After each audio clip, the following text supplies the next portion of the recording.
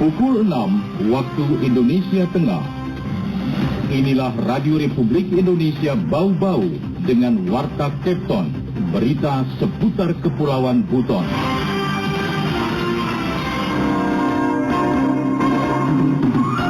Maret ini nanti masih tinggi, jadi potensi untuk cuaca ekstrim di wilayah Bau-Bau itu masih sangat-sangat tinggi. Terbaca dengan nomor peserta 148 dengan jumlah nilai 217,5 atas nama Muhammad Abdul Rahman, utusan dari Kecamatan Pokali.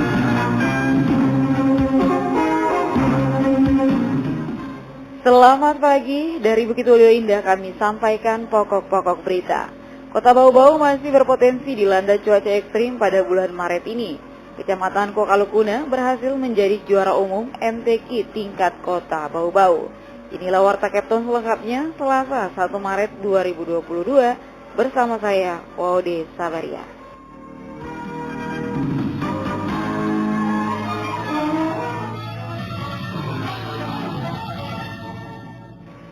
Pendengar, sebelum kami sampaikan berita pertama, berikut kami sampaikan update kasus COVID-19 di tanah air. Penularan COVID-19 masih terus terjadi di tanah air. Berdasarkan data yang dihimpun RRI pada Senin sore 28 Februari 2022, selama 24 jam terakhir, kasus terkonfirmasi positif COVID-19 bertambah sebanyak 25.054 kasus. Dari penambahan kasus tersebut, secara otomatis akumulasi kasus COVID-19 di tanah air sejak ditemukan pada awal Maret 2020 hingga saat ini menjadi 5.564.448 kasus. Adapun jumlah kasus sembuh bertambah 43.992 orang, sehingga total pasien sembuh menjadi 4.861.415 orang. Sedangkan angka kematian akibat COVID-19 bertambah 262 jiwa, sehingga total meninggal menjadi 148.335 jiwa. RRI, Radio Tangga Bencana COVID-19.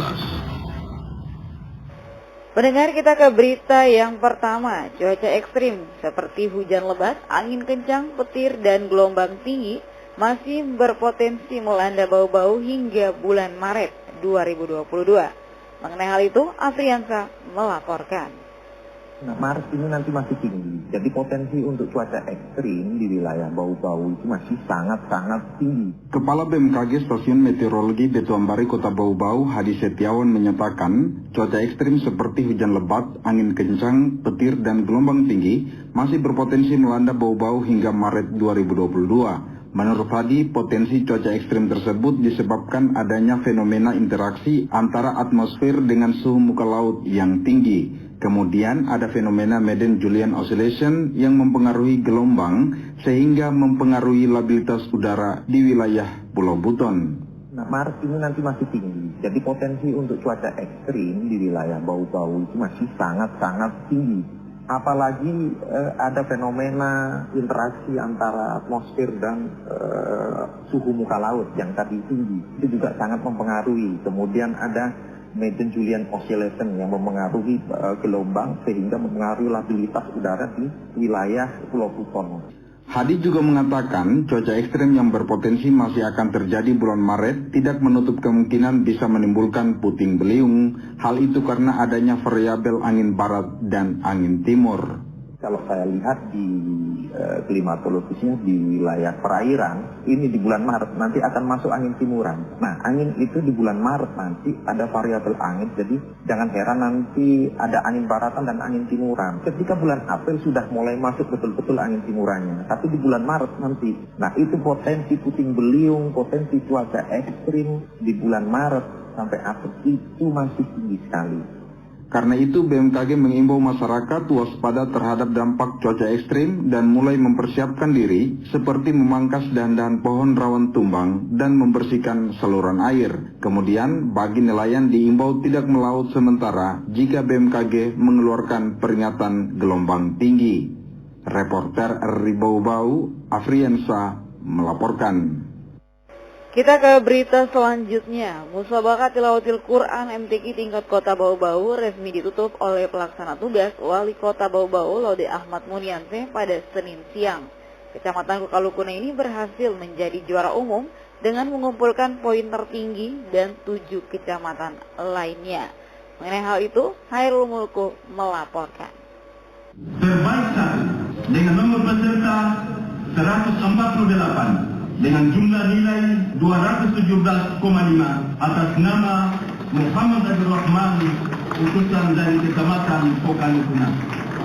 Kecamatan Kokalukuna keluar sebagai juara umum pada pelaksanaan Musabaqah Tilawatil Quran ke-12 tingkat Kota Bau-Bau yang berlangsung pada 24 hingga 28 Februari 2022. Kecamatan Kokalukuna berhasil mengumpulkan 6 emas, 3 perak, dan 1 perunggu dengan total nilai 40. Pelaksana tugas Wali Kota Bau-Bau Laude Ahmad Munianse saat penutupan MTQ di Bantea Umuribolu pada Senin siang mengatakan kesuksesan yang diraih merupakan kebanggaan sebagai hasil dari jerih payah dan kerja keras camat dan KUA sehingga memperoleh predikat tertinggi yang menjadi idaman setiap kecamatan. Hal ini menjadi lebih menarik sebab selama ini kecamatan yang ada dalam pusat kota mendominasi gelar juara umum. Tapi dalam kurun waktu 3 tahun terakhir, kecamatan terluar dari Kota Bau-Bau mulai bangkit dan membentuk gelombang prestasi. Munianse mengatakan MTQ bukan hanya menjadi ajang melatih, bertanding dan membaca, tetapi juga berkompetisi dalam memahami substansi ayat suci Al-Quran dengan baik dan benar. Dalam penyelenggaraan MTQ tahun ini dapat kita nilai sukses dalam penyelenggaraan. Namun demikian, saya menginginkan lebih dari itu, yaitu adanya dampak kolektif terhadap implementasi pemahaman keagamaan dan kesadaran beragama. MTQ Kota Bau-Bau tahun 2022 memperebutkan banyak piala dari sejumlah cabang lomba, masing-masing seni baca Al-Quran, tartil golongan anak-anak putra-putri, tilawah golongan anak-anak putra-putri, tilawah golongan remaja putra-putri, dan tilawah golongan dewasa putra-putri. Cabang qiraat Al-Quran, mujawad dewasa putra-putri, muratal golongan dewasa putra-putri, dan muratal remaja putra-putri. Cabang hafalan Al-Quran golongan 1 juz dan tilawah putra-putri, golongan 5 juz dan tilawah putra-putri, golongan 10 juz dan tilawah putra-putri. Dan yang terakhir, cabang lomba Syahril Quran putra-putri. Bagi peraih juara mendapatkan piala dan uang pembinaan. Reporter RRI Bau-Bau, Hairul Mulku melaporkan. Anda sedang mendengarkan Warta Kepton, berita seputar Kepulauan Buton. Baik pendengar, kita ke berita selanjutnya. Pelaksana tugas Wali Kota Bau-Bau Laude Ahmad Munianse mengungkapkan ada 7 isu strategis pembangunan pemerintah Kota Bau-Bau. Ke-7 isu strategis pembangunan tersebut yakni penanggulangan kemiskinan, indeks pembangunan kebudayaan, dan laju pertumbuhan produk domestik regional bruto (PDRB) pada seluruh sektor serta tingginya daya saing ekonomi. Kemudian peningkatan kesempatan berusaha, kebijakan pembangunan dengan memperhatikan daya dukung, kelestarian sumber daya alam, dan kesenjangan wilayah, tata kelola pemerintahan, serta kondusivitas wilayah. Hal itu disampaikan Ahmad Munianse ketika menghadiri musyawarah perencanaan pembangunan Musrembang, Kecamatan Lea-Lea, di lapangan Kelurahan Kolese, Kecamatan Lea-Lea baru-baru ini. Lebih lanjut, Munianse mengatakan dari 7 isu strategis pembangunan itu terdapat 4 prioritas pembangunan. Karena itu dirinya berharap stakeholder terkait dapat menguraikannya menjadi prioritas pembangunan di setiap kecamatan untuk dikolaborasikan dengan rencana kerja organisasi perangkat daerah pada musrembang tingkat kota.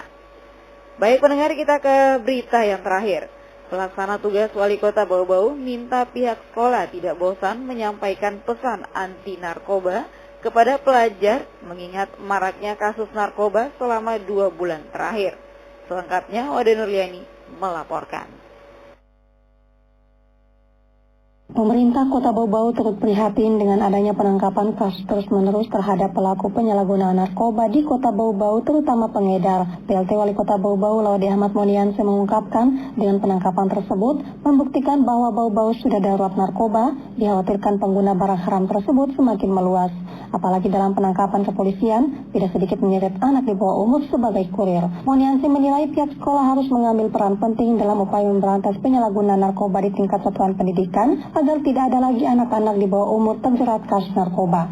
Monianse berharap seluruh kepala sekolah dan guru menyampaikan pesan-pesan anti narkoba kepada seluruh peserta didiknya dalam setiap kesempatan, baik saat sebelum pembelajaran berlangsung maupun pelaksanaan upacara. Ya, saya kira ini satu kekhawatiran. Oleh itu maka kami sangat berharap dunia pendidikan akan lebih proaktif lagi menyampaikan pesan-pesan anti narkoba di setiap apel paginya atau di setiap pembelajaran yang relevan dengan itu. Sementara di tingkat pemerintahan, Monianse telah menginstruksikan setiap organisasi perangkat daerah agar meningkatkan sosialisasi dengan menghadirkan BNN dalam upaya pencegahan penyalahgunaan dan bahaya narkoba. Selain itu, kerjasama dengan BNNK Bau-Bau melaksanakan tes urin bagi seluruh pegawai.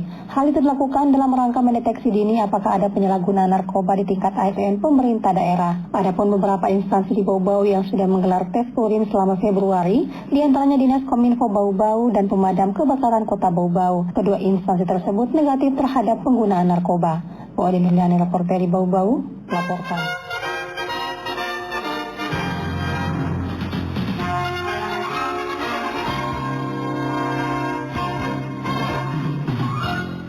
Saudara, sebelum kami akhiri, kembali kami sampaikan pokok-pokok berita.